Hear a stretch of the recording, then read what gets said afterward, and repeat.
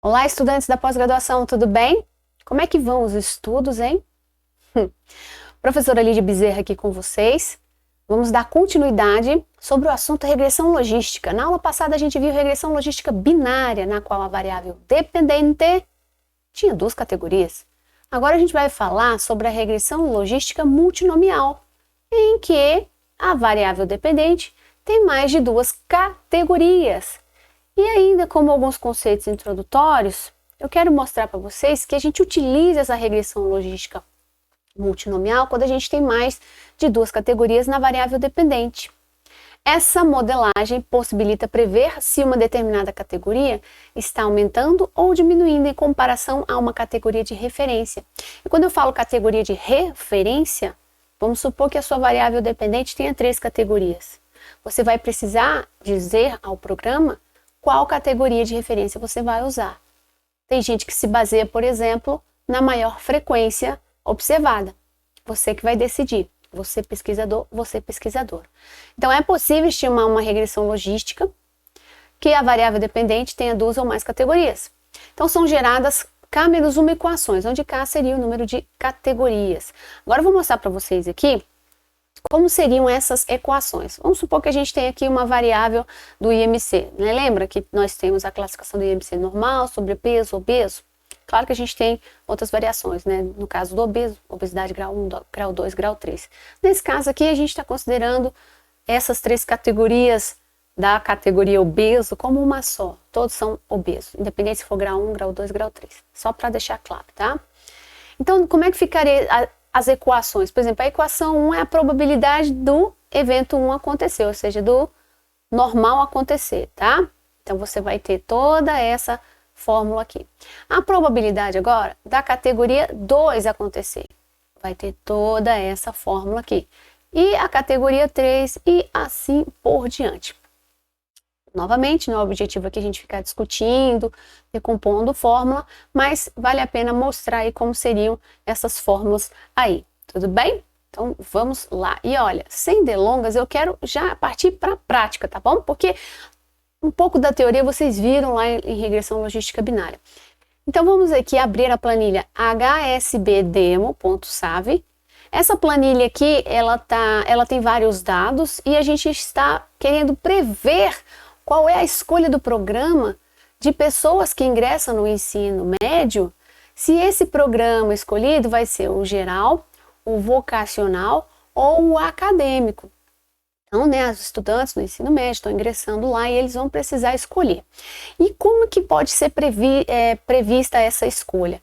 Nós pegamos aqui, praticamente de forma mais tranquila, começando devagar, começando do simples, nós pegamos duas variáveis independentes. Depois, quando vocês estiverem com mais prática, pode utilizar essa mesma planilha e acrescentar outras variáveis. O que a gente escolheu vai ser pontuação da redação e o status socioeconômico como variáveis preditoras. Nós temos um N aí de 200 estudantes e a nossa variável dependente vai ser PROG, que é o programa escolhido. As variáveis independentes vai ser o SES e o RIGHT. O SES é o status socioeconômico, tá? E o RIGHT seria a pontuação alcançada da redação, tá certo? Então vamos lá. Lembrem-se de testar a premissa da multicolinearidade. Como é que a gente faz? Vai no passo a passo da regressão linear, tá? Não vai testar lá no comando da regressão logística não, tá? Então é só ir, Analyze Regression Linear, vai abrir esse janelão, passe a variável dependente para cá e as variáveis independentes que nós combinamos. Só que, a título de curiosidade, ao tanto de variável que nós temos aqui, eu gostaria que vocês brincassem com essas variáveis em outras análises, tá bom? Bom, colocou aqui tudo direitinho, você clica em Statistics, vai abrir essa janela, clica aqui em Collinearity Diagnostics, depois dá um Continue e depois clica aqui em OK. Então vamos à interpretação da multicolinearidade. Vai dar essa tabelona aqui e vocês vão simplesmente ficar mais focados nessas duas últimas colunas, principalmente na última coluna, tá? Que é a VIF, que é o fator de inflação da variância. Vai ter multicolinearidade se essa VIF for maior que 10. Dá uma olhada, tá maior que 10? Não. Então o que acontece? Multicolinearidade não existe aí, tá? Então ela não foi confirmada. Isso é bom? Isso é ótimo. Então vamos lá, vamos dar continuidade. Então agora vamos realizar a nossa regressão logística multinomial. Você vai em Analyze, Regression, Multinomial Logistic. Abriu esse janelão, presta bem atenção. Coloca a variável dependente aqui em cima, no caso é a prog, e vai colocar as variáveis independentes aqui embaixo. Agora, por favor, bastante cuidado no que eu vou falar agora. Onde está escrito factor, você vai colocar suas variáveis qualitativas. Onde está escrito covariate, você vai colocar suas variáveis quantitativas. E vale aqui um adendo. Às vezes você tem uma variável qualitativa que ela é ordinal. E às vezes é uma escala que vai de 0 a 5, 0 a 10, enfim. Dependendo da pesquisa, você pode utilizar essas variáveis ordinais como variáveis quantitativas. Basta você colocar ela aqui no espaço do covariates. Por quê? Porque como são às vezes várias categorias e como elas estão ordenadas, né, então esse número vai aumentando, você pode tratar ela como uma variável quantitativa. Isso fica a seu critério, pesquisador, pesquisadora. Muito bem, agora presta atenção no que eu vou falar. Você está vendo aqui, volta os seus olhos para a variável dependente. Clicando aqui no Reference Category, você precisa avisar para o SPSS qual vai ser a sua categoria de referência. Por padrão, ele deixa aqui na primeira categoria, tá? Você pode também clicar na última, mas se você tem ali mais de 2 categorias, às vezes você não quer nem a primeira e nem a última. Como é que é assim, às vezes, professor? Isso quem decide é você. Então, o que eu fiz para escolher qual é a variável categórica? Eu pedi ao SPSS uma tabela de frequências relativas e absolutas. Então, mediante a isso, me fez decidir pela escolha da categoria número 2, que é a minha categoria de programa acadêmico, tá bom? Ok? Vai ficar a seu critério você colocar aí qual seria a sua variável, a sua categoria de referência. Fica a seu critério. Então, vamos lá, é só clicar em Custom e colocar aqui o valor da codificação, que no caso é a categoria número 2. Clico em Continue e clico em Statistics. Então, depois que clicou em Statistics, abriu esse janelão e eu vou deixar marcado esses itens aí que vocês estão vendo, tá? O que eu estou pedindo aqui? Eu estou pedindo informações sobre as variáveis categóricas, estou pedindo os pseudo R ao quadrado, estou pedindo o ajuste do modelo, a máxima verossimilhança, o intervalo de confiança, né? Então, eu vou pedir informações extremamente importantes. Então, por gentileza, marca tudo isso aí bonitinho, dá um continue, e quando você clicar no continue, vai abrir esse janelão aqui novamente, tá? Abrindo esse janelão, próxima coisa que você vai clicar é no save. Clicou no save, vem para esta janela, tá? Então você, por favor, coloca aqui, ó, clica nesses 3 primeiros. Eu acabei deixando marcado esse daqui, vai vir uma tabela enorme, tá? E aí essa tabela não é necessária não, mas por favor, não precisa marcar isso aqui não, mas esses 3 primeiros deixa marcado, tá bom? É isso, aí depois que você marcou tudo direitinho, dá um continue, vai abrir esse janelão aqui, não precisa fazer mais nada, você vai clicar em OK, aí agora a gente vai começar a parte principal, que é o quê? A análise dos resultados. Vamos aprender a interpretar uma regressão logística multinomial. Eu sei que esse é o seu sonho, então vamos lá. Ignora esse aviso que está lá, aquele warning, e passa para cá. Primeiro quadro, nós temos uma estatística descritiva dessas categorias, frequências absolutas e relativas. A segunda aqui, que é o Model Fit Information, tá? Ele vai testar a seguinte coisa, a hipótese nula é o modelo gerado é igual ao ajuste do modelo nulo. A gente não quer essa hipótese, né? Então, para a gente rejeitar essa hipótese, alguma coisa aqui tem que dar significativo. Então, nós temos aqui um P estatisticamente significante, ou seja, ele é menor do que 0,05. Então, eu rejeito essa hipótese nula aqui e digo que o modelo gerado é diferente do modelo nulo, tá bom? Então, o próximo quadro que a gente vai ver agora é esse Goodness of Fit. Esse Goodness of Fit aqui, ele verifica o ajuste do modelo, tá? E o que é aqui essa questão do ajuste do modelo? A gente, neste caso, deseja que o P seja maior que 0,05, para mostrar que ele tem esse ajuste, ele tem essa qualidade do ajuste.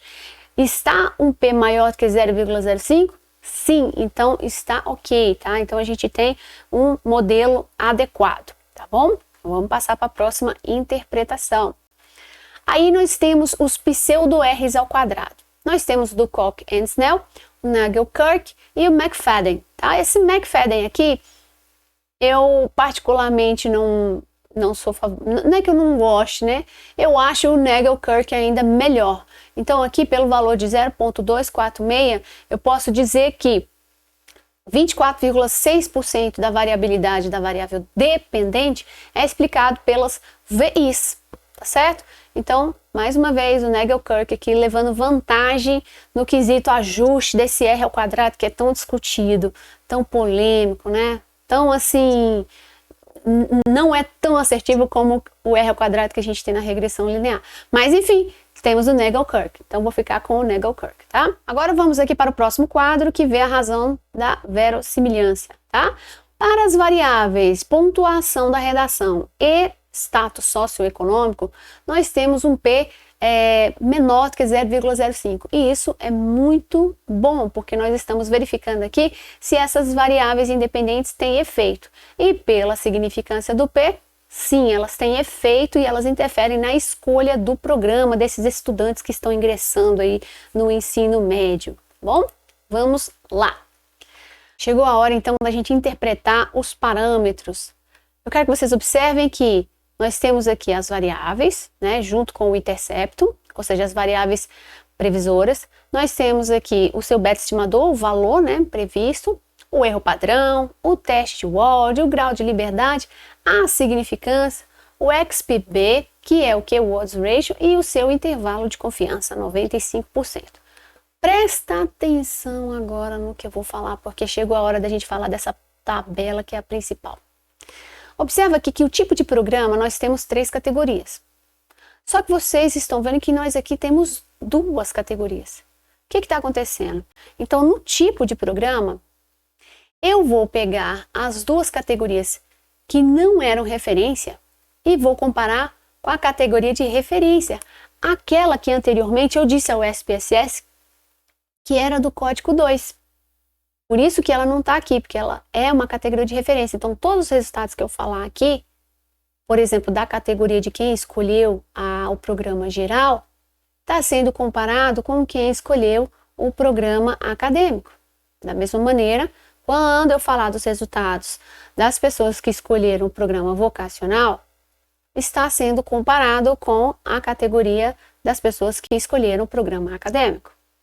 Tudo bem? Qualquer coisa, dá pausa, volta o vídeo, veja novamente, leia os livros, leia as informações, volta para cá, é importante vocês aprenderem, tá bom?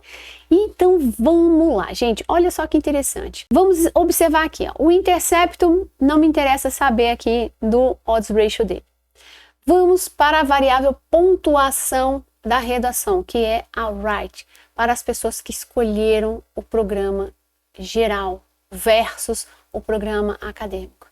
Então, para o write, a gente tem aqui um beta negativo. Se o beta é negativo, a gente já sabe que o odds ratio vai ser menor do que 1. Vamos ver agora se ele é significativo? Bom, ele é significativo, então ele é diferente de 0. Agora a gente olha para o odds ratio. O odds ratio está 0,944. E ele é significante porque a gente já viu aqui o p-valor e a gente também vê aqui no intervalo de confiança que a gente não tem o número 1 incluído. Se você não sabe o que é isso, você vai precisar voltar lá na aula sobre variáveis categóricas, sobre estatística para estudos epidemiológicos, senão você não consegue, fica embananando aí e não consegue entender, tá bom? Então, como é que eu relataria isso? Eu tenho aqui um exemplo, mas é claro que dependendo do livro, do artigo que você estiver vendo, o jeito que se escreve pode ser mais refinado até do que esse aqui, tá bom? Mas na ideia geral é isso aqui, tá certo? Ó, a variável pontuação da redação contribuiu significativamente como preditor. Então aqui, ó, se vocês observarem, eu estou colocando o valor do beta, o erro padrão, eu estou colocando aqui também o valor do P, tá? E o que isso indica? Indica que a cada acréscimo de ponto da redação, ocorre uma diminuição da razão de chances em 0,994 de escolher o programa geral em comparação ao programa acadêmico. Bom, em outras palavras, eu tenho até aqui uma informação sobre percentual. Como é que eu faço esse cálculo, eu vou mostrar para vocês, eu estou aqui com a minha calculadora científica, e vou pegar aqui esse ponto, tá aqui, ó, mostrando aqui para vocês, esse ponto 944, vou diminuir de 1, que 1 é a probabilidade, então vai me dar um valor de 0,056, eu vou ter que multiplicar por 100, e vai me dar 5,6%, tá?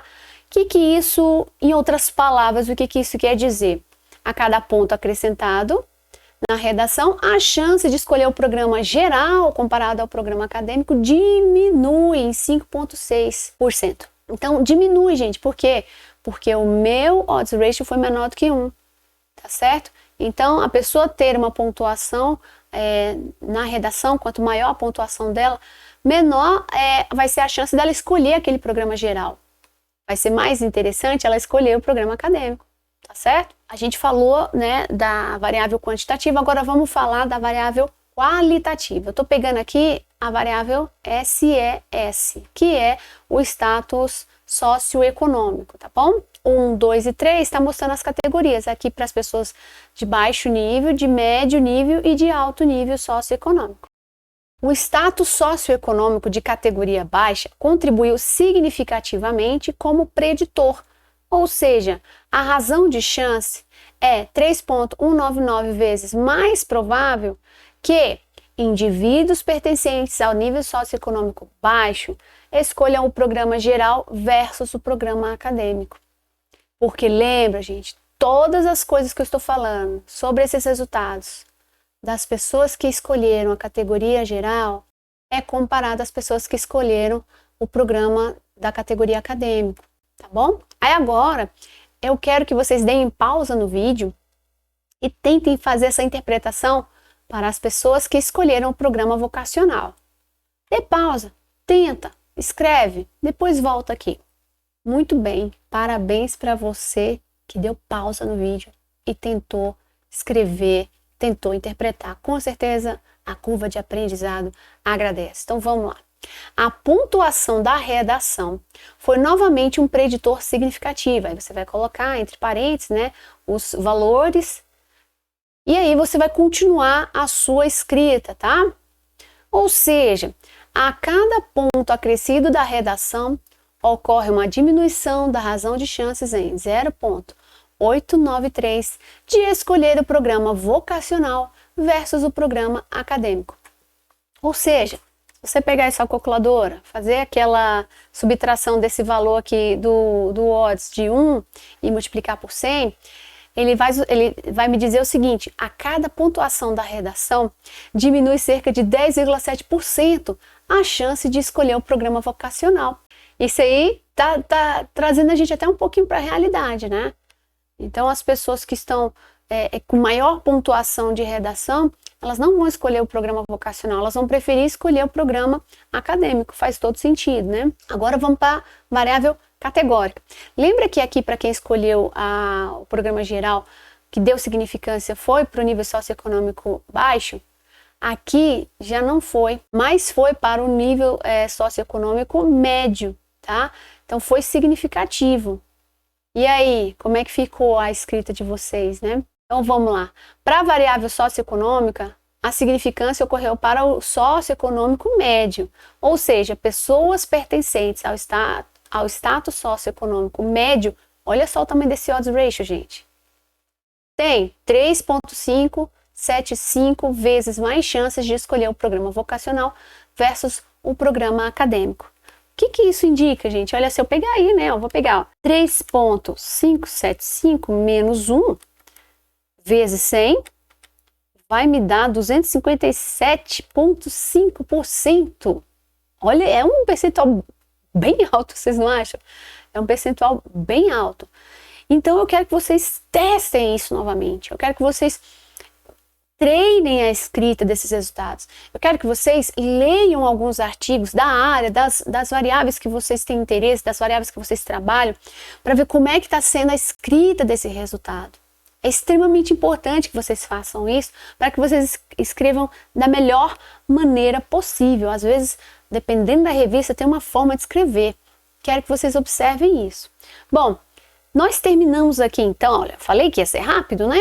nós terminamos aqui a nossa aula de regressão logística multinomial. O que eu quero que vocês façam é pratique.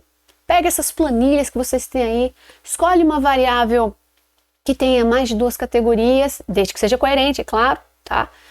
Verifique as variáveis independentes que possam servir de variáveis preditoras e vamos praticar, senão a curva de aprendizado não aumenta. E o objetivo aqui é aumentar. E ajude um ao outro. Tá com dúvida? Fala com o colega que sabe mais. O colega que sabe menos está te pedindo ajuda? Vai lá e ajuda. Gente, conhecimento tem que ser disseminado, tá certo? Muito obrigada pela oportunidade de mais uma videoaula. Bons trabalhos, bons estudos. Um grande abraço.